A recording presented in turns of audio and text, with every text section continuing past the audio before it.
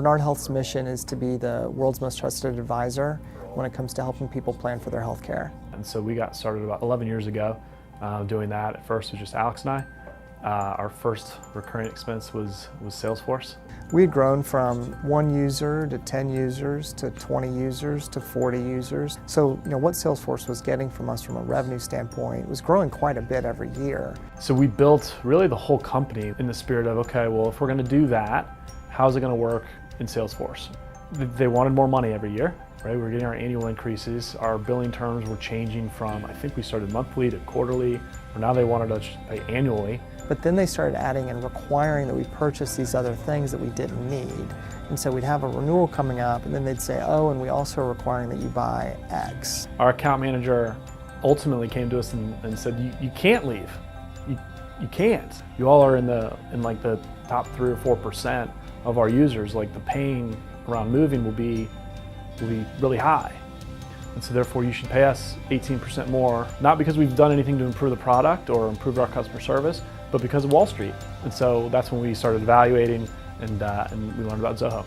Zoho has very good documentation on its website on how to do a migration, which was really important for us because we had 10 years of data in our legacy CRM, right, in Salesforce.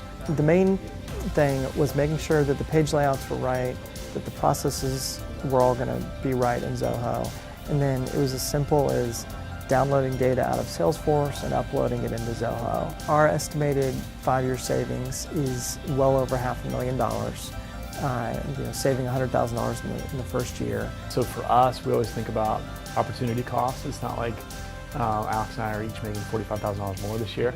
It all comes into headcount for our team, and ultimately, now that we have a technology of our own, we can use that money to improve our technology for our down-end clients. Of all the Zoho products, right now we're using Zoho CRM, Zoho Campaigns, Zoho Connect, and Zoho Desk. Being able to have all the information that we have in Zoho CRM, so our account page is critical.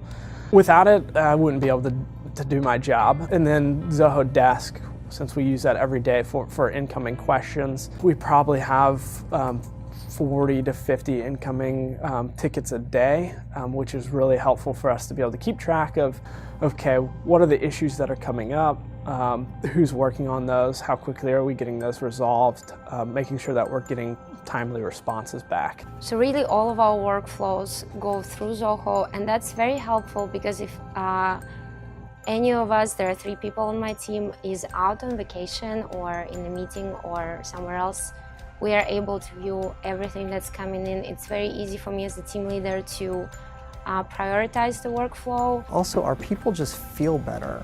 It feels better to use Zoho. And when people say, well, how does it work better? It's a little bit hard to describe because you're just like, well, it just does.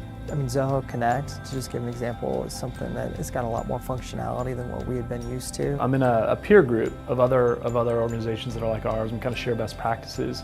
And about 18 months ago, I'd told a few of those peers that we had worked with Salesforce, and then 6 months later learned that 3 of them went ahead and moved forward with Salesforce, and so it was a little anxious to tell them that, oh, actually we fired Salesforce, we've moved to Zoho, and now interestingly enough, those 3 are coming to me with the same frustrations that we had with Salesforce, and so they're wanting to learn more and more about Zoho. Absolutely, I would. It's like a Band-Aid, you got to rip it off, but I would definitely wholeheartedly move to Zoho again.